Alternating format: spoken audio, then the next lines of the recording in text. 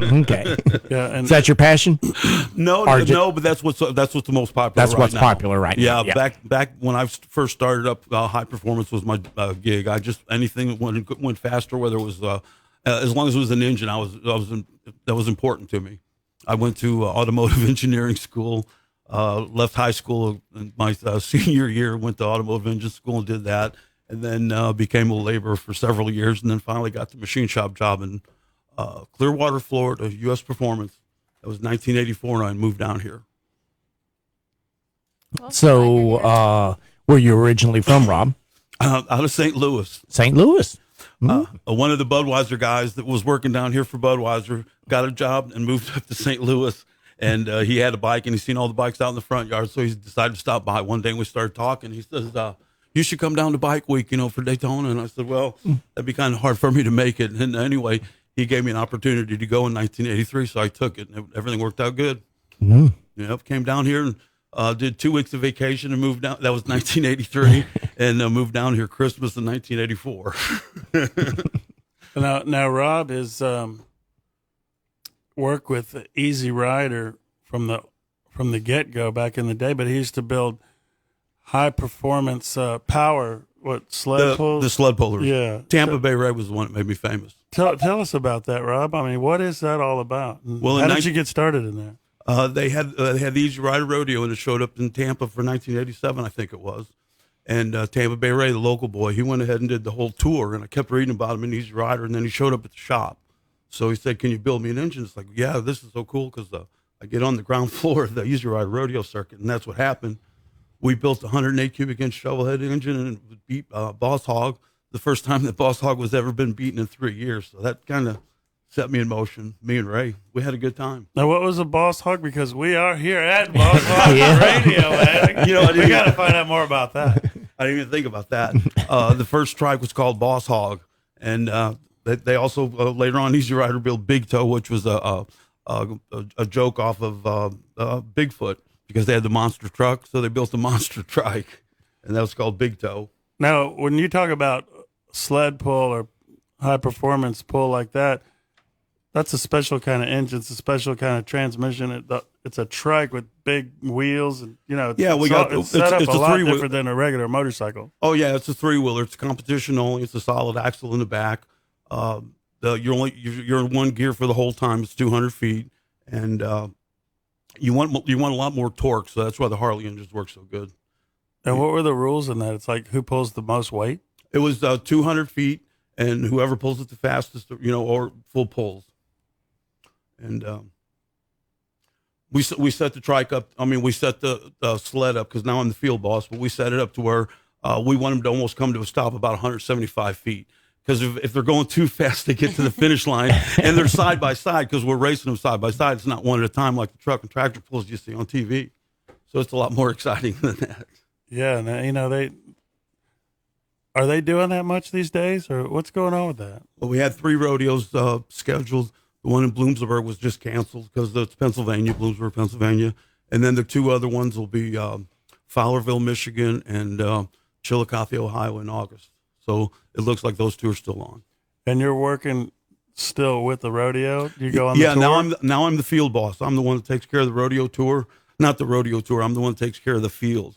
So all the competition, everything that gets out on the field, they come to me. I take care of the rule book and all that kind of stuff. So I run the rodeo, make sure everything goes good. And it puts me right back in the center of everything, because to go race again, I just didn't have the budget it takes to go racing. So this was real good for me.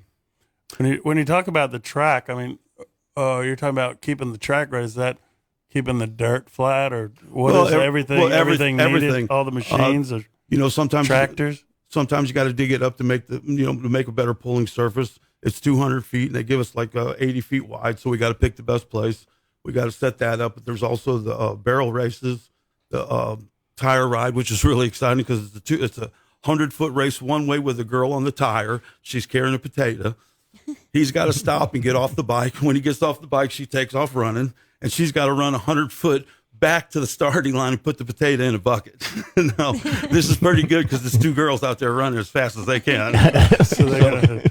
So that's pretty exciting. But there's several things. The barrel race, like I said, just taking care of everything on the field. Do they still do the hay That's hidden stuff in the hay? The potato in the haystack. That gets pretty violent at sometimes because the girls are really competing too hard. Yeah. We're getting rid of that one because it takes too long. Right. We're trying to get the show down to a 2-hour show, and then followed up with the hooligan racing program. And that's on dirt as well? Yeah, that's the dirt track guys. So that's like a flat track type of. Yeah, it's a half-mile track, and it's the 1,000cc. I think it's the big Indian, and Harley Davidson rivalry's coming back with Polaris and knocked in there too somewhere. But so that's going to be pretty exciting. So Easy Rider's not slowing down with their with the Easy Rider Tour once everything opens up. Yeah, they're trying. Yeah, they're going to get that going again, I'm sure, because they got so much money invested. Nobody would pay that much money for a company and not take advantage of it. So I think they're going to try hard. Wow. Now, also with that tour, they have the classic Easy Rider replica motorcycles. Aren't you in charge of keeping those things running too? I heard? Well, I was until the company was bought out by the guys from California. So now the bikes are out in California. They got another guy taking care of them out there. But I showed up at the rodeo, and I hadn't been there in 10 years, and then bikes hadn't run in 10 years. So they just let them sit there and let people sit on them, take pictures. But it's like, they're not running? Like, no. I said, well, why not? Let's get these things running. So I started working on them, but it was just too hard to try to get them running after sitting for 10 years. So we did these Rider bike shows. So for 4 shows, I went to the show and worked on the bikes. Had to rebuild the transmissions, or put new carburetors, stuff like that on, but we got them running again. So I was real proud of that because it was the 50th anniversary of Easy Rider last year. And how do you see? I mean, because you're seeing it. how do you see the crowds changing from the younger riders, the newer riders, the old school guys? Are they coming in? Are they getting the message? Are they enjoying themselves? Is the stands filled up? What I see is the old timers are there, and they got their grandkids with them. But the grandkids are like 25 now, and it's cool as shit because they think grandma and grandpa are the best. Yeah. And I mean, there's it's a shame that crowd's missing in between.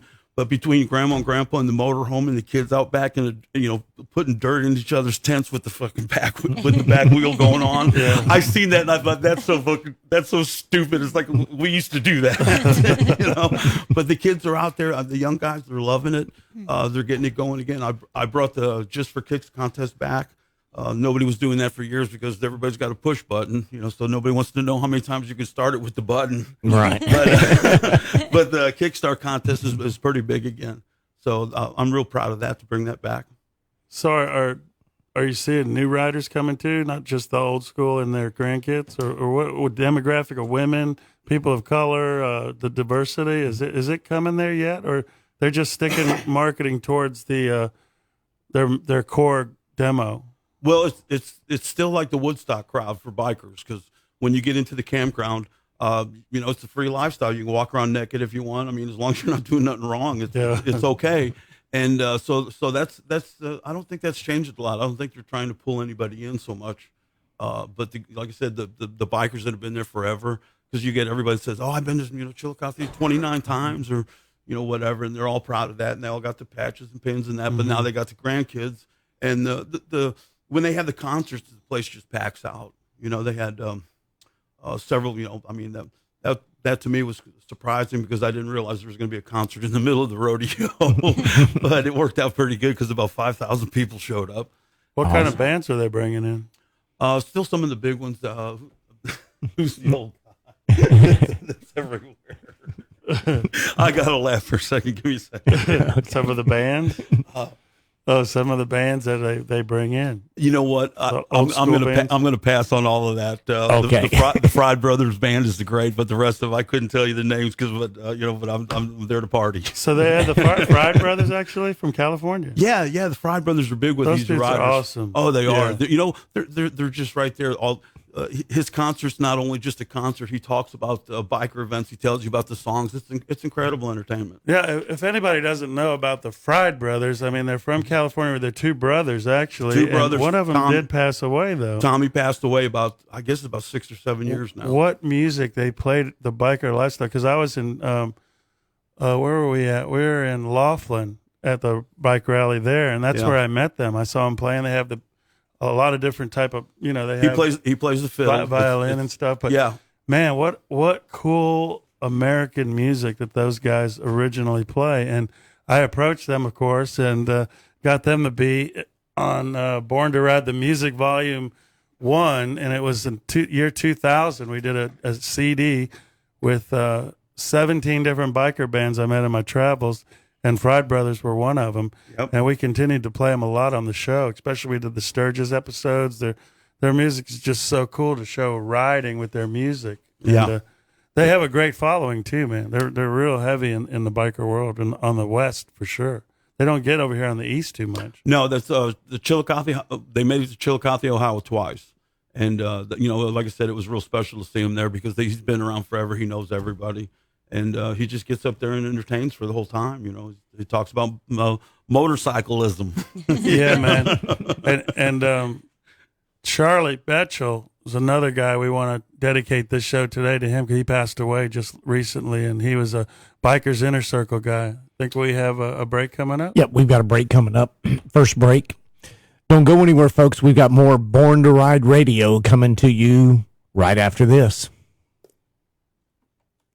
Born to Ride I have to learn how to #1 biker magazine. I'll get over it real quick. That was exciting. That was really cool. Stronger than ever. How's it going? Everything all right? Rubenstein Law. See the April 2020 issue I know, online. when you're and on watching the the streets, time, featuring I don't know how we're Vigilante going to pull this Motorworks out. on the cover with But Crystal Rob's Lake, got a John plethora of Butter stuff is a to talk fabricator about. builder, You know, just featured whatever, from Chaparrama. throw it And out there. Eric Runyon nails the cover shot. Appalachian Backroads. I'm an easy Virginia hitter. is for motorcycle lovers. Learn about a ride that has 3 mountains, 438 curves, Yeah, and Fry Brothers, 32 miles. they've Nefarious known Ray. James, They played real back at the deal, Buff loyal Ride. to the bone. Check kinds out of his stuff. new column, Unspoken Responsibility. And get ready for tattoo portrait photo series from Nick Airmine. That's why I keep doing a Unbelievable, lot like with never them, before because seen. Tattoo here's a- artwork, photography. That Born to Ride delivers for tell you, them the that reader. on the radio Bam, about- bam.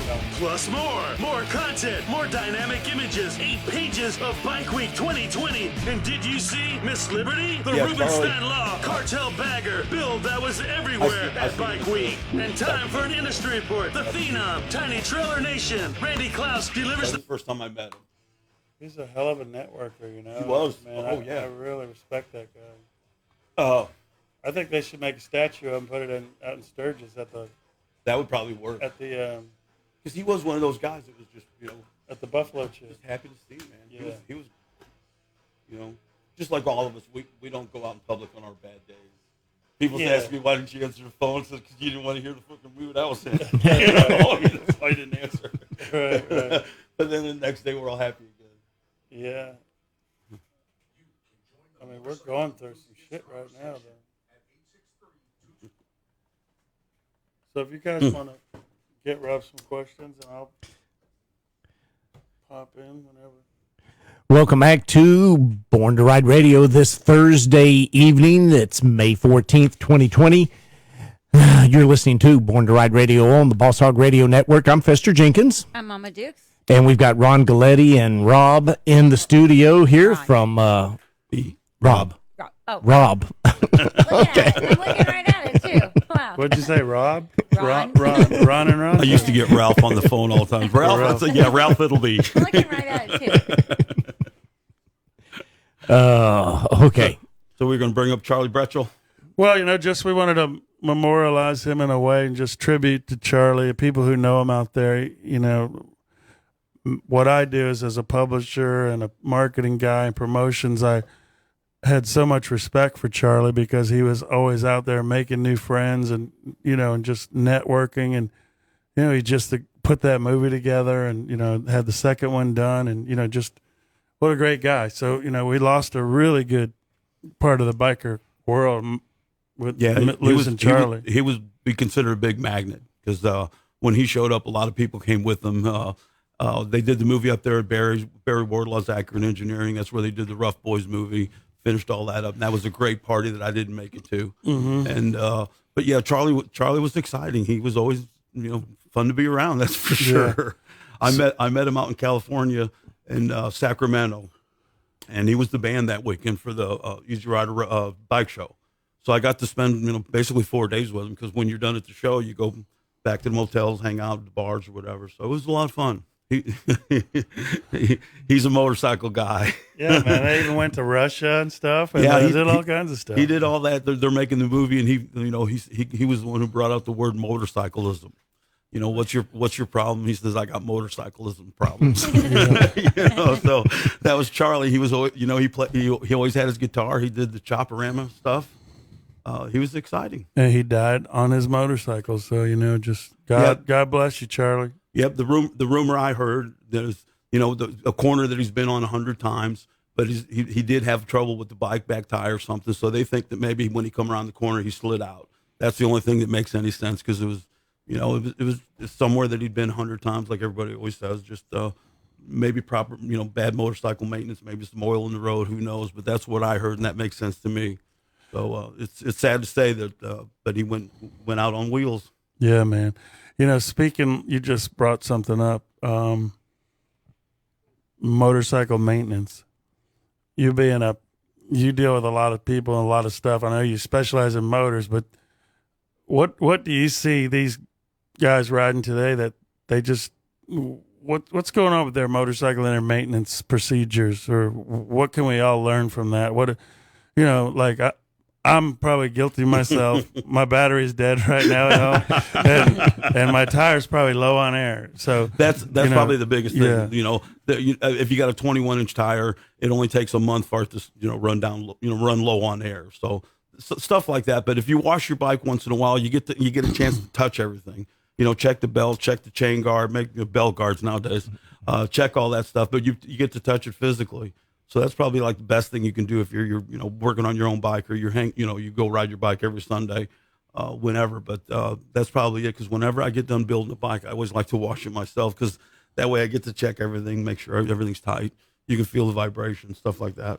What about tire pressure, though, man? How important is that? Yeah. Well, that's I'm like, damn, I didn't think of that. When we were young, it was 28 pounds, and if you left it down to 16, you get a lot more traction. And we were young and dumb, so we ran it at 16 all the time. They did that with hot rods now too, the tires are so different. The tires are heavy, they're strong, and you got to run them at a high pressure. You got to run them like 42, 40, 48, somewhere like that. But each tire is different. But the whole point is that, a guy like me gets on a bike and I check the air pressure and it says 32, and I think, hey, that's cool, but it actually needs 48. So you need to just look on them.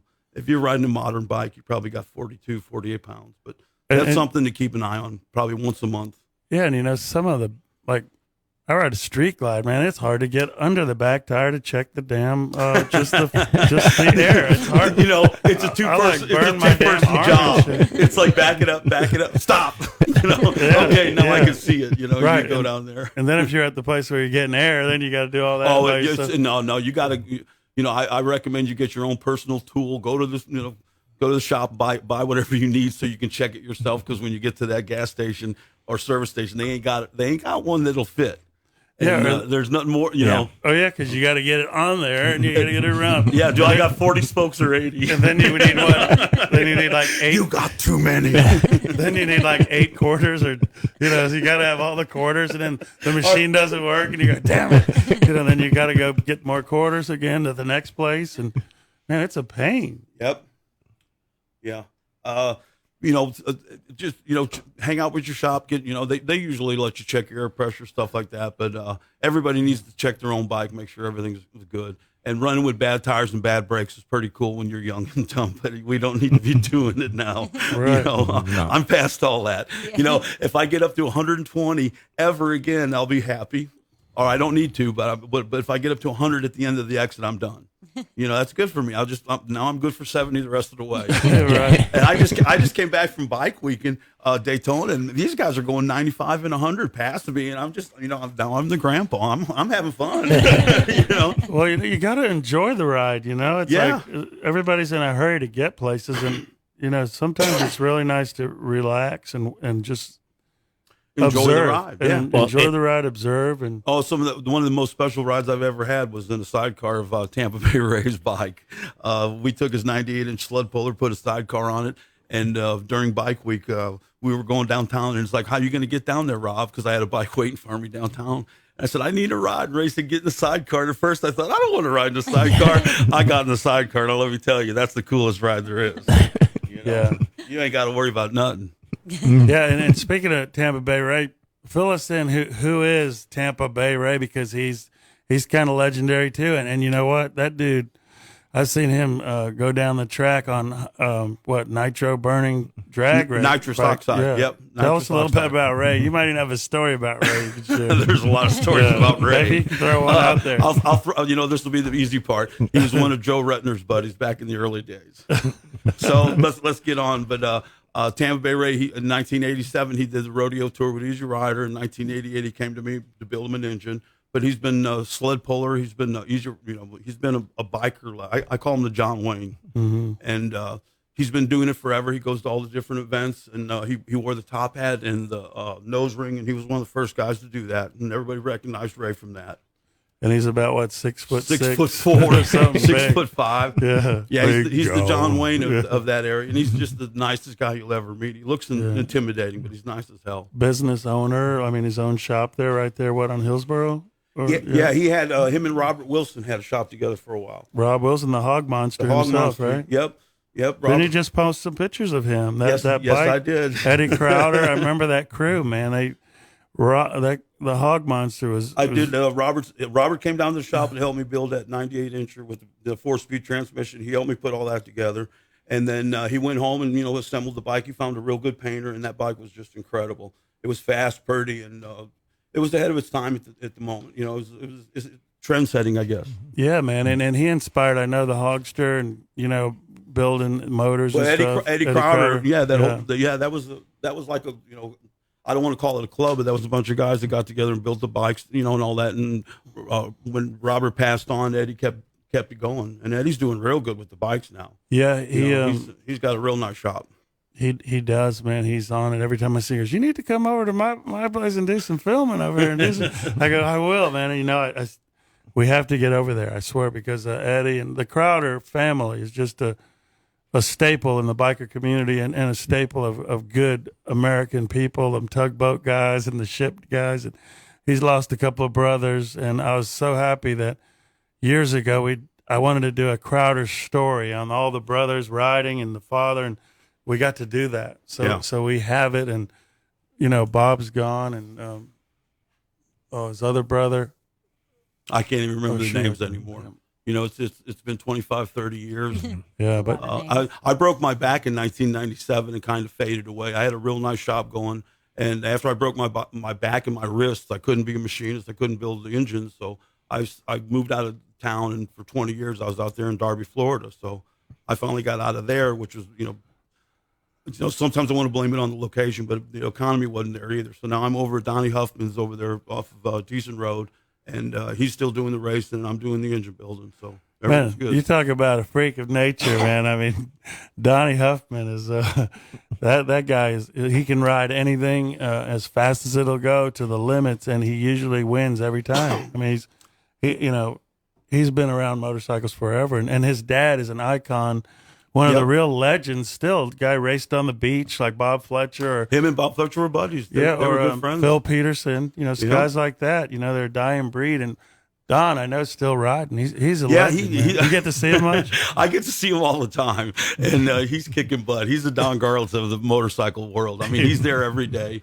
He's got the electric motorcycle. That electric motorcycles do 11.5 in the quarter mile.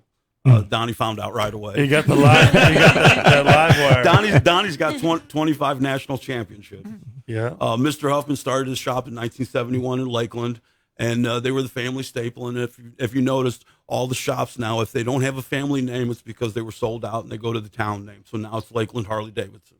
Mm-hmm. So Barnes Harley Davidson, Lakeland. Those now it's Tampa Harley. So that's the big changeover. But he still rides. Probably 5 times a week, more than I do. Yeah, he used to have a Buell too, and he probably still has it. I was talking to an old timer, it was a while back, and he was talking about Huffman's and Lakeland Harley. He goes, man, when I used to go there, that Donnie was just a young boy, and he had these hopping wheelies in the parking lot. He said he had these ramps set up in the parking lot, jumping his bicycle. So that was before he was even riding, and he was already doing the Evel Knievel stuff. And people don't realize the rich heritage that the Huffman family does bring to Central Florida, let alone Lakeland. Polk County. Yeah, they were tied in with, back then all the Harley shops, it was a small community. So all the Harley shop guys knew each other and everything. They got together and talked about how crazy their customers were and how stupid they were. And, it's like, now he's at your shop, ha, ha, ha. It's like, finally got rid of that guy. That happened once in a while. But it was a small community, so they all knew each other. And when you go to Bike Week or someplace like that, just like me and you, we'll stand off to the side and talk. And, we've been there 25 years. And so it's the same thing. They're still doing it. The Harley Davidson business has changed a lot. There's a lot of new people out there, a lot of marketplaces. So to me, that's just a whole nother world. I don't even get into it anymore. Yeah, well, I was going to ask you. We were talking about it before the show. Actually, what do you see the vision going on right now with the Bar and Shield Harley Davidson? Where's it? How's it trending right now? Or I think they lost it. I mean, they lost their crowd. It's over. They can probably do anything they want to right now, but they'd have to throw a big beer party to bring us all back to, like it was back in one day. But, again, Harley Davidson was the only company out there a long time ago. So now there's more competition and everything. But I think Harley Davidson moved on to a different program altogether. I don't know if it was the executive office that changed or whatever, but they went from the traditional Harley Davidson, the Hogg family, let's get together and have a ride, to where it was more of a corporate, let's just sell the guy a bike. So hopefully it comes back to the family type unit and bring it back together, but it's a bigger party now. Yeah. Now, are you working on those new engines? Because that's all computerized stuff. No, right? I don't. How did that change for you? Wrenching and being able to open something up. Like, I used to have a Chevelle back in high school, and I could actually change the oil and stuff on that, and the battery or whatever. I didn't do a lot, but I could do some stuff. If you can see the spark plugs, I can work on it. Yeah. So, they've really changed. I think of mechanics now, all the more stuff they have to learn. It's MMI, it's all a these different new world. classes on top of classes. It changed over where you had to be mechanically inclined, good with your fingers and hands and all that stuff, and a good memory, because, you take stuff apart and put it back together. And now there's so much into the computer world and the electronics, the little, take these little wires apart, and it's like, you do it. I always try to have a young kid around because he's got good eyesight and he can do that crap. But that's how it's changed. It's like a car. Your engine's going to last forever, but your electronics are going to go bad in 5 years, because that's what the warranty said. Yeah, right. Hey, that makes a lot of sense, right? Well, and they have this power commanding stuff and the mapping system, and put the right pipes to match this, and there's a lot of, for a everyday mechanic. There's a lot of pressure on those guys too back there, because people are giving them their babies to work on. Yeah. Well, here's the breakdown. Quick and fast. The old guys, which I call the old guys, said, I'm not working on anything newer than 1955. In 1955, they came out with O-rings to put the manifold together with the carburetor. So now you're putting something together with O-rings. In the old days, it was pipes, like plumbing pipes, where they used chisels and stuff to tighten them up. So that was like a break-off year, okay? I'm not working on anything with an O-ring. And for me, it's fuel injected. When they came out with the fuel injected, it was like, I'm not going to buy a computer to tell me what's wrong with your bike, and then you're going to take it to somebody else and have them fix it. So right. I just didn't do it. And the work is, it's just kept me, busy, because I still got pan heads and shovel heads and all the older stuff. So to reach out into that market, first of all, if you got to have a dyno, you got to have all kinds of electronic equipment, and then you got to have somebody that can work it all. Yeah, because I can't. Yeah, you're only as good as how you can work your own equipment. I still like the rotary phone. Yeah, a lot of people don't know what that is. I can figure that. 76529. Yeah.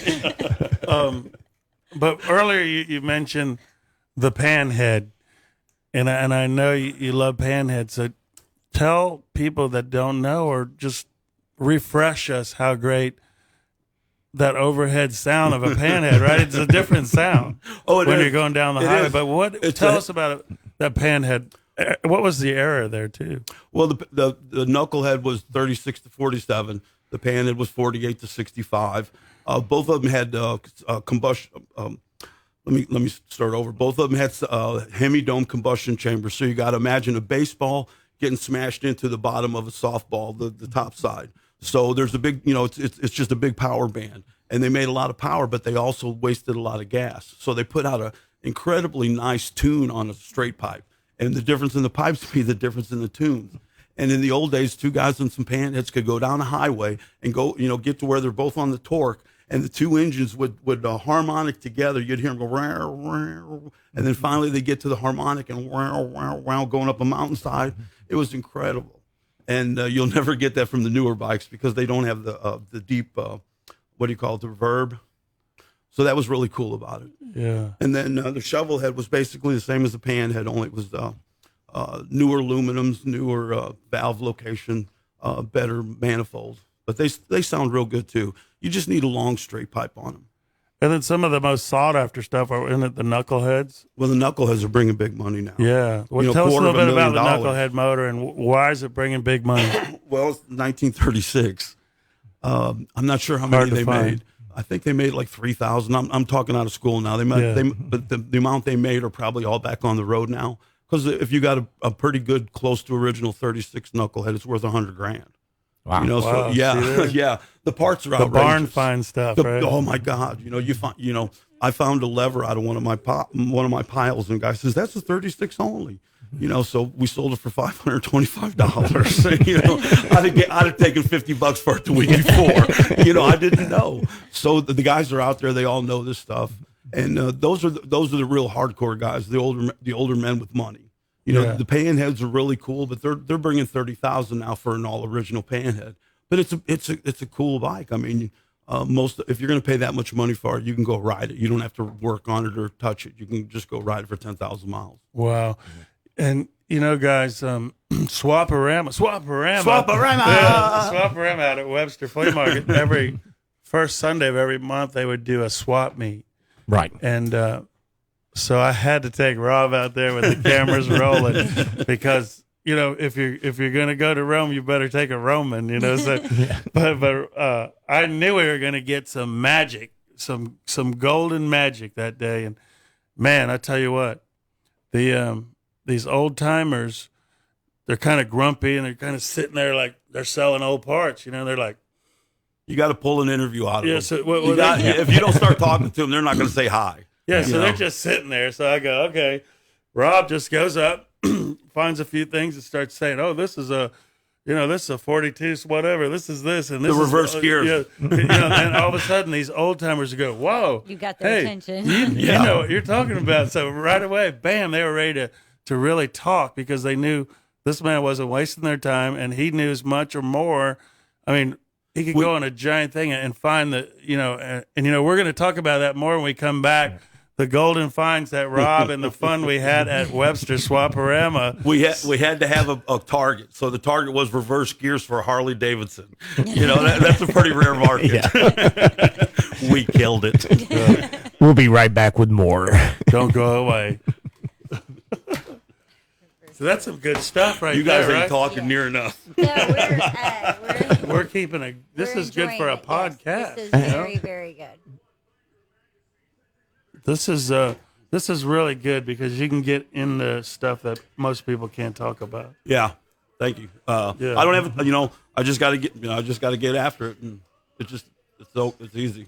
Yeah, it's just good to talk about that because. And I don't need nothing to read. I don't need nothing to look at either.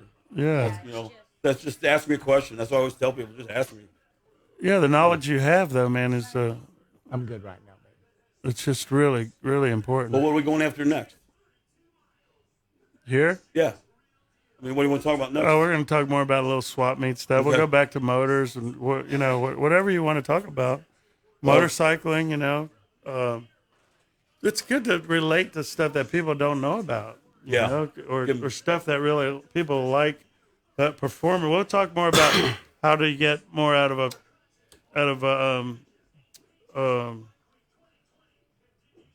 damn, I just blanked out the motor. We don't want to go technical on hopping up somebody's bike. No, not yet. What's the damn? What's the next one after? What's the motor it's at right now? The twin cam, the M8, the 4-valve. Yeah, or the one before that. Evo? The twin cam. Evo. God, that's what I was thinking. Evo. The Evo. That's an antique. Yeah, I know. So, I mean, talk about Evo motors. 1999. I mean, you guys got some questions that you want to hear, too. I'm just trying to keep it rolling. Yeah, it's working. Yeah. There's chicken, guys. Rob, go for it. No, I'm good. I'm good. I was happy to see on the video though there was food here. Like Ronnie knows how to get me here. And we got ribs. I gotta cook for my kids. Debbie's gone tonight. She went to the beach. Some friends. Good for her. All the girls went. Don't get me talking about freedom. Do you know anybody that got sick? Nope. No. I don't know anybody. Not one person. Or died. And I know like 25, 30 people. That's been my question. It's like, who got sick? Yeah. You know? Oh, now they're going to say that it's going to start killing kids. They're trying to do this new thing that's saying, oh, it's a new outbreak that's killing children. It didn't quite. It's not going the way they Well, they wanted. didn't Yeah. let out enough. Target kids. They didn't let out enough. You know, if they would have let out a little more, we'd have been a little sicker and maybe we would have paid attention. But it's just like, well, it's not working, guys. And, you know, the cures, just like cancer, the cures are out there. They just don't let them have them. And I haven't looked yet, but tonic water is supposed to cure any kind of virus. Back when the guys were down south in South America and, you know, Africa and all that, they always drank tonic water, and that's why they made the gin and tonic a famous drink. Uh-huh. And it's like that stuff, you know, if it works, why not try it? And somebody told me you can't find tonic water. And it's like, come on, man. Is there a vaccine for AIDS? They never found that. Now, If you have enough money, there is. Yeah, but I mean, it's not like I'm pretty sure I'm not going to get it. Yeah. You know, I live in a small crowd.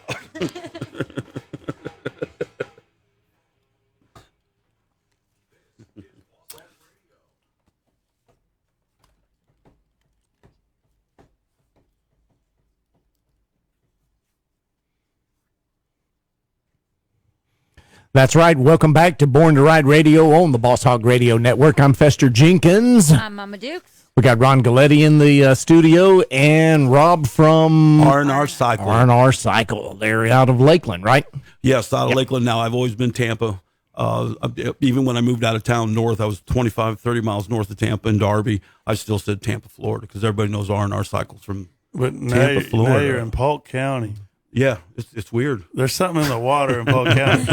Well, the best part is I'm only 150 yards away from Hillsboro. Yeah, that's I pretty can make a close. mad dash in case the cops come. Well, a lot of times I'll be trying to do business with people in Polk County. They go, you know, I'll get around to it. And then they just Well- damn, are you ready? I'll get around to it. Another 6 months later, hey, I'll get around to it. Yeah, it's a good community out there. Yeah, but it's you know, it's growing like everything else in Florida. You know, got the new Born to Ride here too, man. Check this out. We got a Ducati on the cover. Ooh. Nice. She needs some stickers on that bike. Yeah, that's You know, heaven some kind of feeling. flames or something. You know, make a Born to Ride sticker for that. Yeah, man. They you got to check it out. There's a lot of stuff going on in the magazine this month, and actually, Rob. I did my horsepower article about 20 years ago, I think. I did the first 125 or 130 tech articles for the magazine, and one of my favorites was the horsepower, because everybody had a dyno and everybody's talking about horsepower, but nobody knew what it was. You know, it was just a number to them. So there's a real good article in there that explains it. Yeah, so I mean, he's got a 2-page article, people. So if you want to check it out, you know, Also a shot of the first 6-second Harley, the first 6-second pro stock bike in NHRA. Ronnie was sending me to the different races because I told him this is going to be a great big thing that happens in the motorcycle community. The pro stock NHRA bikes, the first one to go 6 seconds, and it turned out to be Andrew Hines, and there's a picture of it right there. He was the first one in the sixes. He ran a 6.997. I think it was 197 miles an hour. And it was the first one. It was good to be there. It took about a year for him to make it happen, but there it is. That's my picture. No, there's My first professional picture working for a magazine, and it's a good one. yeah, Rob will call us and say, hey, man, And I what, need. what's that shirt you're wearing there with the big circle no on it? That's Tampa Bay Ray. Tampa Bay Ray was my racing partner for 3 years. And, you know, we just got it, you know, after 3 years, I wanted to try some things. Ray didn't want me to. And I said, well, listen, I don't work for you. I help you. So I'm going to start my own pulling team. And Ray was all pissed off about it. So I just had 144 T-shirts made of Tampa Bay Ray. And Ray said, "Well, what are you going to do with that?" And I said, "I don't know, but who cares?" And one night I'm watching TV, and all of a sudden, boing, boing, boing, the No More came up on the screen. Right. And I said, "Oh, that's going on top of the pictures of Tampa Bay Ray." And I sold 244 of those shirts. I had to have another 144 made because we sold so many of them. Oh, awesome. Yeah, and that's that engine. If you look at the engine, look at how long the rods are sticking out of that. Yeah. That's a 125 cubic inch shovel head motor. Wow. It's got some some extended cylinders. It's got a 4 1/4 inch stroke in it with almost a 4-inch piston. We've got a 2.245 valve in it. We do everything to science. It's like the physics tells you what to do, and if you make it all happen, the engine runs real good and real powerful. I also run heavier flywheels in the engines. Adds a little more rotating torque to the engine. If you ever rode a stroker engine or a lightweight bike, when you take off at the light, you got to give it a lot of gas just to get going. With heavy flywheels, you just let the clutch out and it takes off, kind of like a tractor, because you're not going to stop the rotating weight. Sounds like you're a real craftsman. Oh, yeah. Yeah, I come from a German family, Yugoslavian.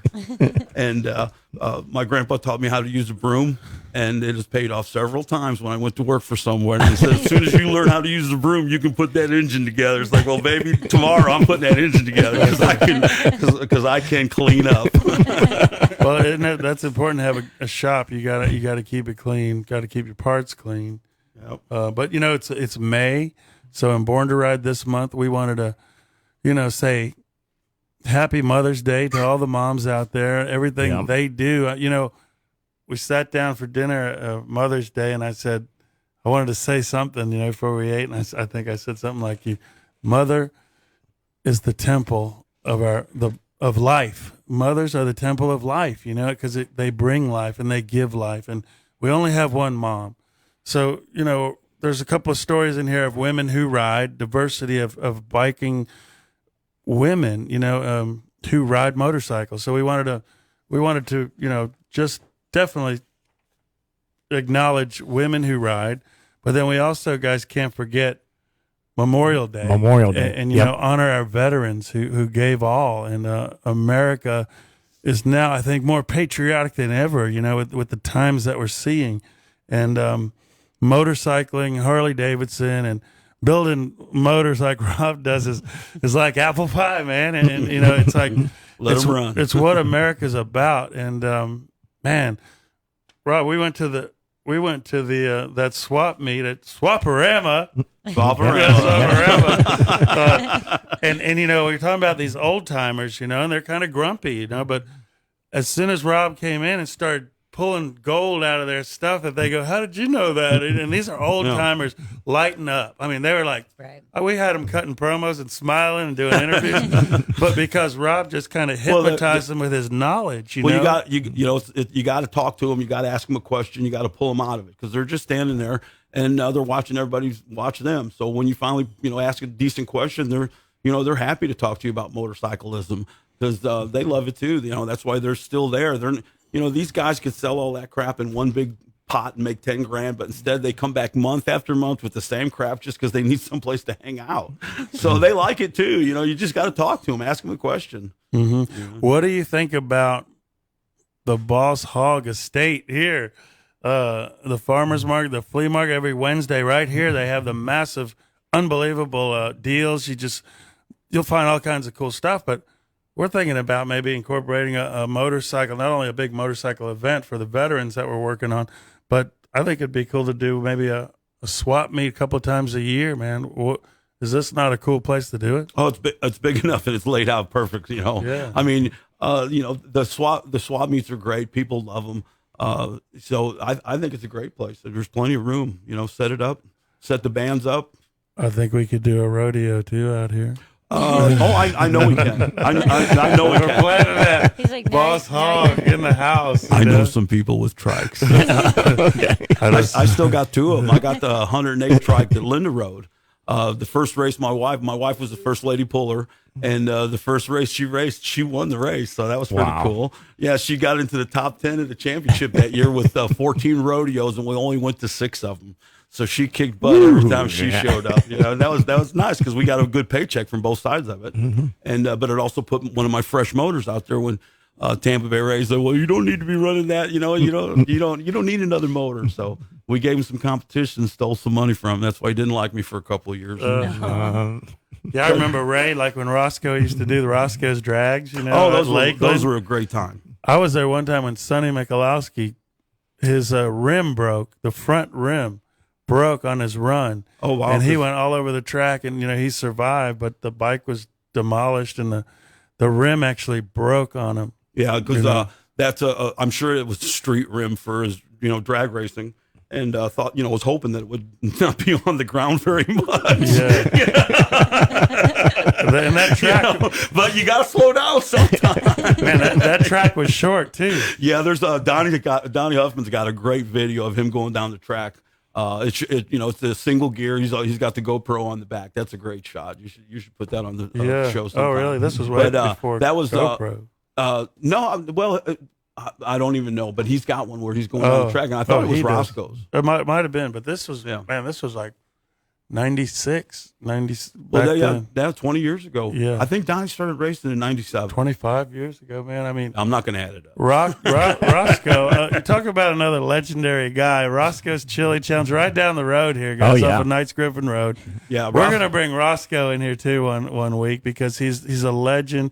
It's just like that Easy Rider rodeo stuff. It's Chillicothe, but it's Lakeland. Roscoe has probably one of the best biker parties in all the country. Oh yeah, you know? The whole southern area. There's no doubt about that. But you know, way before that too, he had all the dirt drags, and then he also did the old time Roscoe races at the drag strip, which brought a lot of people out. Yeah, I mean, people like that, you know, and people like Don Huffman or Bob Fletcher.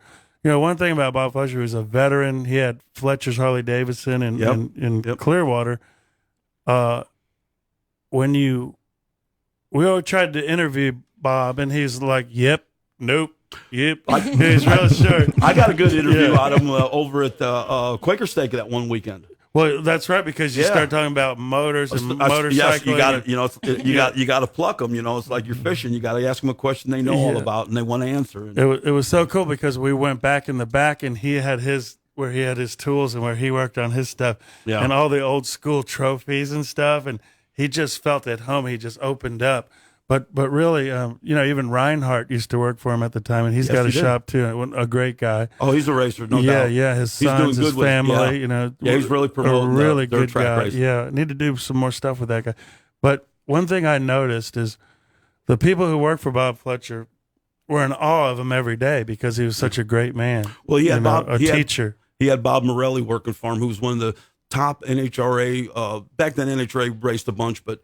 When you know that was the top elite, but he was one of the top drag racers back in the day, and it wasn't just Harleys that he raced. He raced for Sonny Rout, who had the twin engine Triumphs and the nitro burning Triumphs. But when he moved to Florida, that was a big deal because he went to work for Fletcher's, and their high performance side of the dealership just took off. They were building engines out of there. There was a hot rod engine leaving out of there two times a week at least, and it was because of Bob Morelli. But the whole St. Pete area, you got to think about it. Murdoch was there, all the old time guys. I can't even think of their names now, but they all moved out of New York back in the early 70s and moved down here to Florida because you could race all year long. George Barber, he was one of those guys, and so it made Tampa area a really big hub for drag racing. Yeah, I mean, and there used to be a lot of cool stuff going on, and I know we're coming to a close on the show tonight, but we're definitely going to have you back.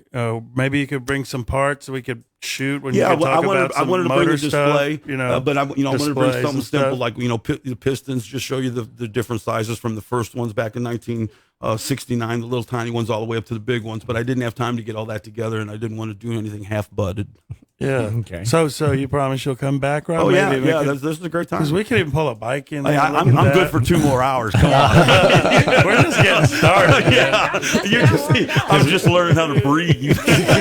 Because we want to get some good stories, but I love it. What do you call it? Motorcyclism. Motorcyclism. You know? We want to talk more about that, but not many people can share the torque and high performance stuff. And I know people who get that, they love it. They love to hear that. So, you know, and then Hell, I'm sure there's people who need a motor right now, want a high performance motor, then they got to get with their buddy in competition, and he's got to go faster, more. Isn't that like getting more air in to get more air out? How does that work? Tell us real quick about that. Well, how do you get horsepower? Any kind of engine, it's an air pump. So the more air you can run through it, the faster you can run through it, the more power you can make. Torque is generated on the lower end of it because it's where you're making the most power per stroke. And horsepower is at the other end of the engine where you're trying to turn it just as many times as you can. And it overcomes the torque, and that's what gives you the big horsepower numbers. If you're trying to twist the shaft, which means, your rear wheel, your tractor plow, whatever, you need to turn it. So the higher the RPM, the faster you're going to go. It's like a rubber band that you can break, and when you let go of it, it breaks, and it just goes as fast as it can. It doesn't matter that it broke, but it went the fastest it's ever gone.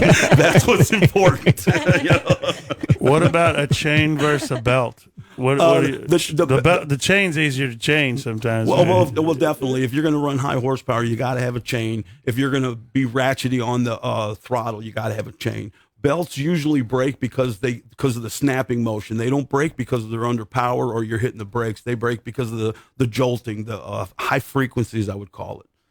That's why your belt's real important to have it the right adjustment, because the frequencies, like a guitar string, if they're not in the right range, they're not going to be where it needs to be. So it's going to abuse the belt faster. What about fuel? Is there a certain fuel that you put in your bikes, or? Well, gasoline you buy at the gas unleaded, station. Fuel you buy at a racetrack. Yeah. So you want to run fuel. If you're running anything over 9.5 compression, you're going to have to run some kind of a gas additive. You need at least 98 octane and not a 98 octane range. You need good fuel. And I tell everybody, if you got 3 gallons of regular fuel and you mix up regular gas, like 93 octane, and you mix 1 gallon of 98 race fuel with that 3 gallons, you'll come right up to 98 I'm sorry, 104, 105 octane. It'll put you right there where you need to be, about 98, 99 octane, and then your motor will be really happy. Awesome, man. Rob, one more time. With Rob from R&R Cycles, legendary guy in Tampa Bay. We're happy to have you here today. How do people get in touch with you? They want to ask you more questions about high performance building a motor. 352-206-0699. Call me in the evenings. I'll have more time to talk. All right, man. It was Sounds really great. good having you. Thank Oh, you. thank you. Appreciate it. Appreciate it. Great. Look forward to you coming back. Okay. Now I'm going to eat some chicken wings. Okay.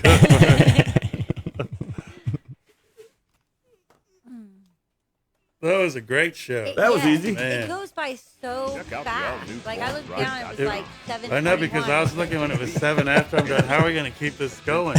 But man, it's just That was a good Social media and engaging I like conversation. Yeah, I like And when I'm doing an interview, I try not has to been a big talk influence so on my much where I trailer get sales them the to last talk 2 or 3 more. months. It's been nothing but a big surprise. It helps I mean, the when you got magazine somebody who's articles, got a good everything in the subject going commercials. on like It's that been that nothing could but really the run best the of help ball. to me in my business.